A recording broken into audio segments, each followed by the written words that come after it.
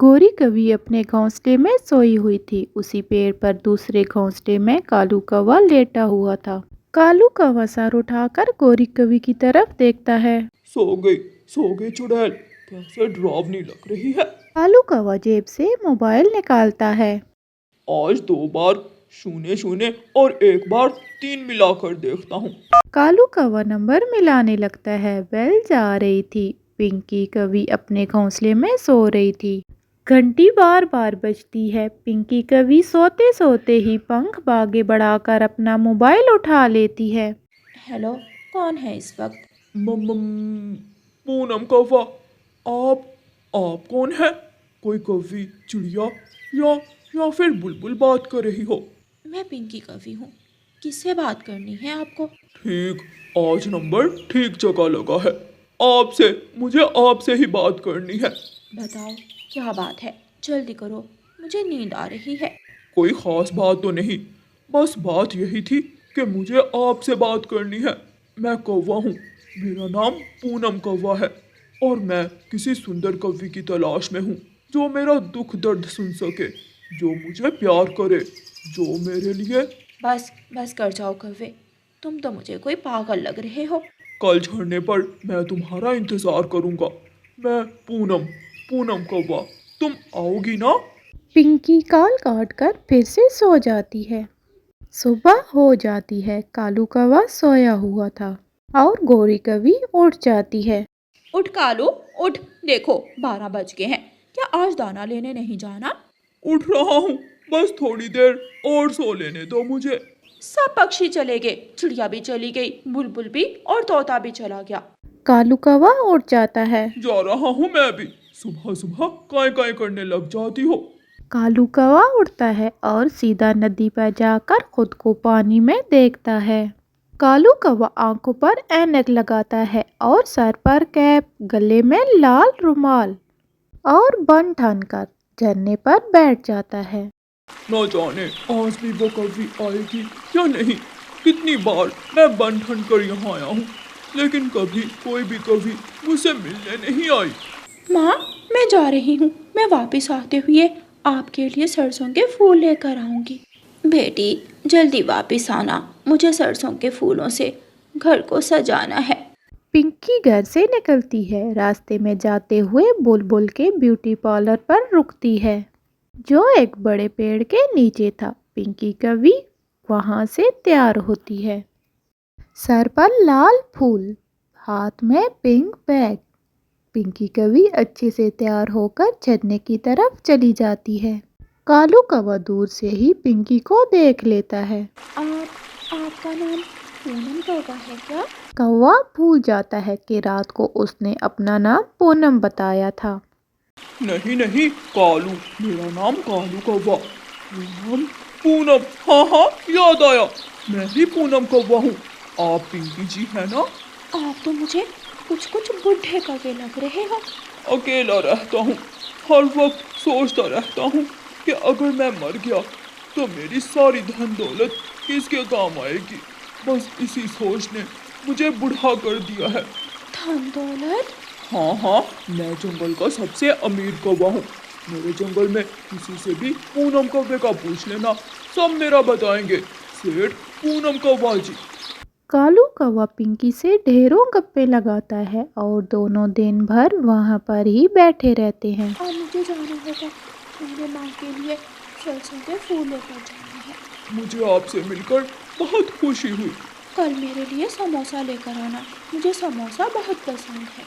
पिंकी वापस जाती है। कालू कौवा भी गीत गाता हुआ वापस घर की तरफ उड़ता है। खूबसूरत जंगल, खूबसूरत कौवा, खूबसूरत फूल, मैं कालू कौवा, मैं पूनम कौवा, हो ला ला ला। रास्ते में जाते हुए कालू कौवे को याद आता है उसने तो गोरी कौवी के लिए दाना भी लेकर जाना है। कालू कौवा रुकता है और तोते के पास जाता है। तोते मेरी मदद करो, मेरी सास आई है आज, बताए बिना ही आ गई। मेरी सास के लिए 2 दाने दे दो मुझे। शार कौवे, कितनी बार कहा है मुझसे दाना मत मांगा करो, मैं बहुत मुश्किल से दाना ढूंढ कर लाता हूँ। ऐसे कहते हुए मिट्ठू 2 दाने कौवे को दे देता है। कालू कौवा वो 2 दाने लेकर अपने घोंसले में वापस जाता है। सुबह से गए हुए हो और लाए भी तो सूखे 2 दाने। मैंने सोचा था कि आज तुम फल लेकर आओगे। जंगल में सूखा चल रहा है, 2 दाने मुझे मिले हैं। तोता और चिड़िया तो खाली हाथ ही घर लौट आए हैं आज। कालू कौवा वो रात जाकर गुजारता है और सुबह होते ही वो सबसे पहले रानो चिड़िया के पास जाता है। चिड़िया चिड़िया, गौरी की बहन आई है। बात करते हुए भी शर्म आ रही है मुझे। घोंसले में सब कुछ है खाने को, लेकिन वो बेशर्म समोसा मांग रही है। तो ठीक है कौवे भैया, आप गौरी की बहन के लिए समोसा ही ले जाएं। कहाँ से लूं? मेरे पास कौन सा पैसे हैं? इसलिए तो मैं यहाँ आया हूँ। मुझे एक समोसा दे दो। मेरी इज्जत का ख्याल करो चिड़िया रानी। ठीक है कौवे भैया, आप मेरे साथ चलें। चिड़िया कौवे को कबूतर की दुकान पर ले जाती है। कबूतर भैया, कौवे को एक समोसा दे दें। गौरी की बहन आई है, कालू ने उसके लिए समोसा लेकर जाना है। कबूतर कौवे को एक समोसा दे देता है। कौवा वो समोसा लेकर खुशी खुशी झरने की तरफ जाता है। पिंकी पहले से ही झरने पर कालू कौवे का इंतजार कर रही थी। वो समोसा देकर खुश हो जाती है। अगर तुम मुझसे शादी करोगी तो मैं ऐसे समोसे हर रोज तुम्हें खाने को दिया करूँगा। तुम बहुत अच्छे कौवे हो। उम्र ज्यादा है तो क्या हुआ, मेरा ख्याल तो रखोगे तुम। मैं तुमसे शादी जरूर करूंगी। चिड़िया गौरी कवि के पास जाती है। गौरी, कहाँ है आपकी बहन? मेरी बहन तो नहीं आई। तो फिर कालू भैया ने मुझसे झूठ क्यों बोला कि आपकी बहन आई है और समोसा मांग रही है? वो समोसा किसके लिए लेकर गया होगा? वो झरने की तरफ गया था। गौरी कवि गुस्से में घोंसले से निकलती है और उसे रास्ते में मिट्ठू तोता मिल जाता है। गौरी गौरी, माँ जी को दाना पसंद आया था। माँ जी को तोते, लेकिन मेरी माँ जी तो नहीं आई। झूठा झूठा कालू कौवा कल मुझसे झूठ बोलकर दाना ले गया और उसने कहा कि गौरी की माँ आई है। कभी मेरी बहन आती है, कभी मेरी माँ आती है। इस कालू के बच्चे को तो मैं देखती हूँ। गौरी कवि झरने की तरफ जाती है। तो फिर मैं कब आऊँ तुम्हें बिहाने के लिए? मैं आज माँ से बात करूँगी। एक कवि है, गौरी है उसका नाम। वो मेरे पीछे पड़ी हुई है कि मैं उससे शादी कर लूं। तुम जल्दी अपनी माँ से बात करना। ठीक है, लेकिन कल तुम मेरे लिए क्या लाओगे खाने को? मैं कल तुम्हारे लिए मिठाई लाऊंगा और तुम कल जल्दी से आ जाना। ऐसा ना हो कि वो गौरी कवि कल मुझसे मिठाई लेने आ जाए। गौरी कवि झाड़ियों के पीछे छुपकर सब सुन रही थी। कालू के बच्चे, मैं छोड़ूंगी नहीं तुझे। गौरी को देखकर तो कौवा मूर्ति बन जाता है। आप कौन है? मेरा नाम गौरी है और मैं पत्नी हूँ इस बुढ़े कौवे की। पिंकी कालू के मुंह पर 2-3 थप्पड़ लगाती है और वहां से चली जाती है। कालू कौवा वहां से भागने लगता है, लेकिन गौरी कवि उसे पूंछ से पकड़कर गिरा लेती है और कालू कौवे की खूब पिटाई करती है। मेरी माँ दाना मांगती है तुमसे और मेरी बहन को समोसा पसंद है। झूठे धोखेबाज कौवे।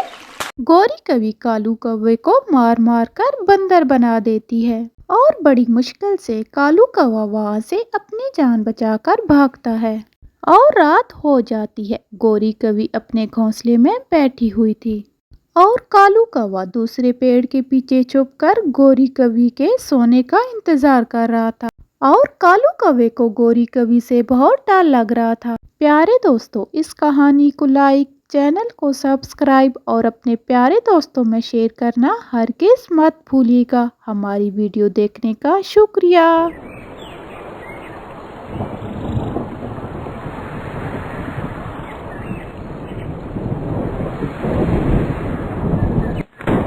जंगल में सारी रात बारिश हो रही थी। मम्मा चिड़िया रात भर सो न पाई थी।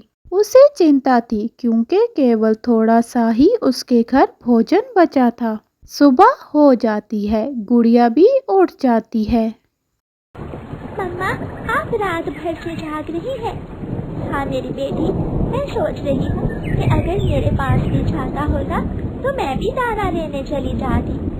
मम्मा, आप तो ऐसे ही चिंता कर रही हैं। थोड़ी देर बाद बारिश रुक जाएगी और सब ठीक हो जाएगा। नहीं गुड़िया बेटी, आजकल की बारिश इतनी जल्दी नहीं रुकती। उनके दरवाजे पर दस्तक होती है। कालू कौवा उनके घर आता है। चिड़िया चिड़िया, जल्दी दरवाजा खोलो। चिड़िया दरवाजा खोलती है। चिड़िया, मैं दाना लेने जा रहा था, सोचा जाते हुए तुम्हें भी साथ ले जाता हूँ। ये सुनकर मम्मा चिड़िया खुश हो जाती है। मेरे पास छाता नहीं है। मैं भी यही सोच रही थी कि अगर छाता होता तो मैं भी दाना ले आती। तुम मेरे छाते के नीचे आ जाओ और हम एक साथ ही वापस आ जाएंगे। मम्मा चिड़िया बाहर से ही गुड़िया को कहती है। गुड़िया बेटी, मैं कालू कौवे के साथ दाना लेने जा रही हूँ। दरवाजा अंदर से बंद कर लेना। चिड़िया और कौवा दोनों दाना लेने चले जाते हैं और गुड़िया उठकर दरवाजा अंदर से बंद कर लेती है।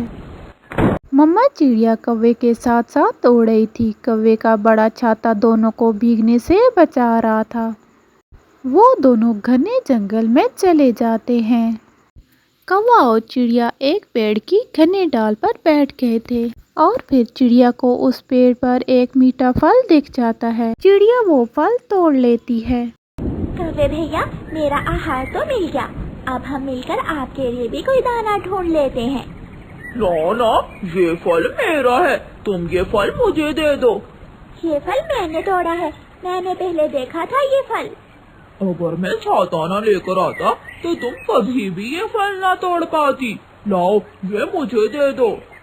ये मेरी बेटी गुड़िया खाएगी। कौवा आगे बढ़ता है और चिड़िया से वो फल छीन लेता है। मैं जा रहा हूँ, अब जाना बारिश में भीगती हुई वापस घर, फिर पता चलेगा तुझे। कौवे भैया, ऐसा ना करें। आपने ये फल भी छीन लिया है। अब मुझे ऐसे बारिश में भीगने के लिए छोड़कर मत जाइए। मगर कौवा चिड़िया की कोई बात सुने बिना ही वहाँ से चला जाता है।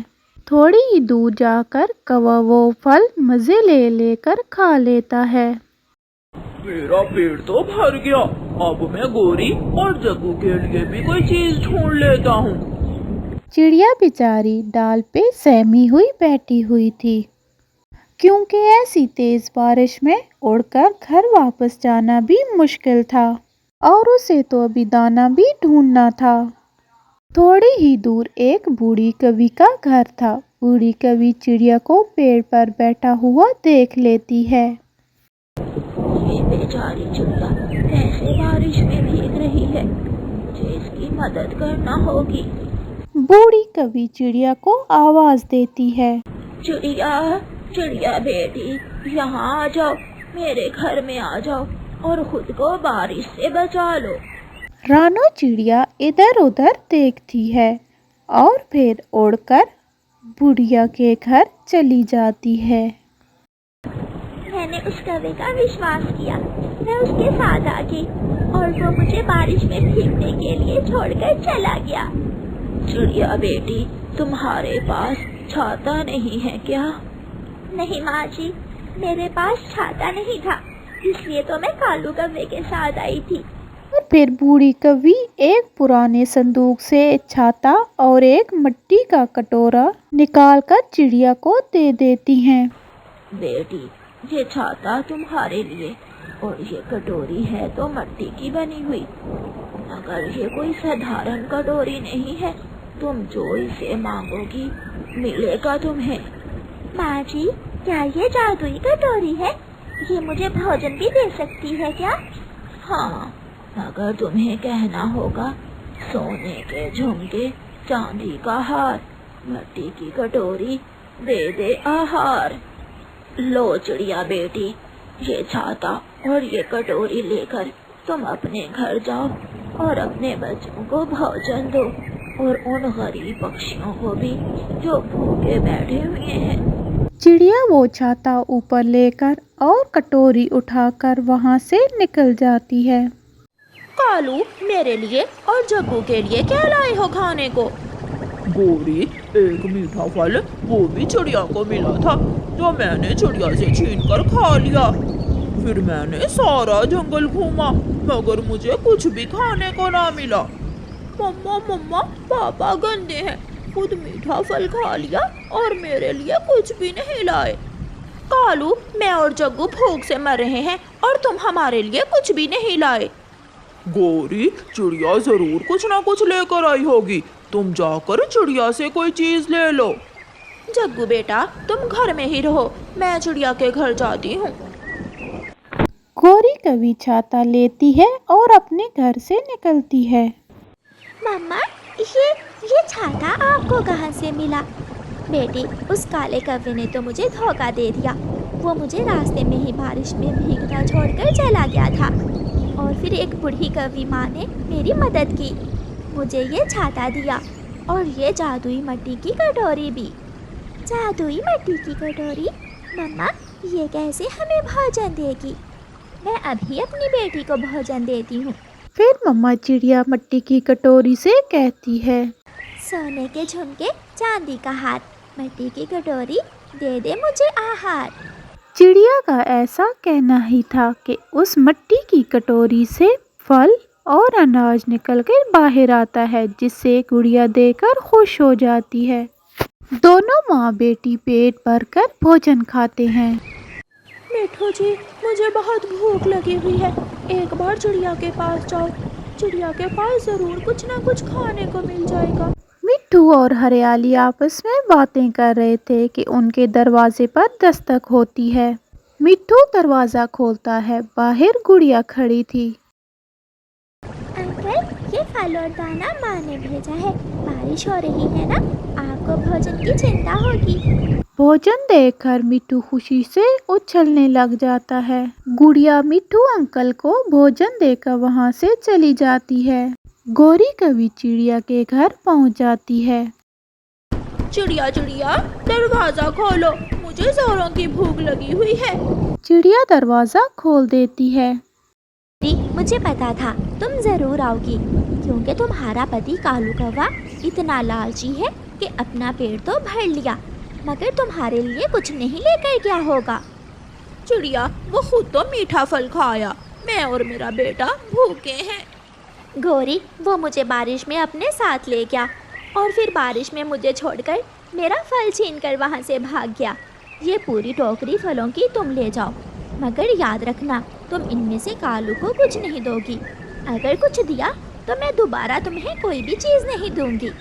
चिड़िया सच, मैं वादा करती हूँ, मगर तुम मेरे और मेरे बेटे के लिए भोजन दे दो। चिड़िया फलों की टोकरी गौरी को दे देती है। गौरी, ये इतने सारे फल कहाँ से लिए?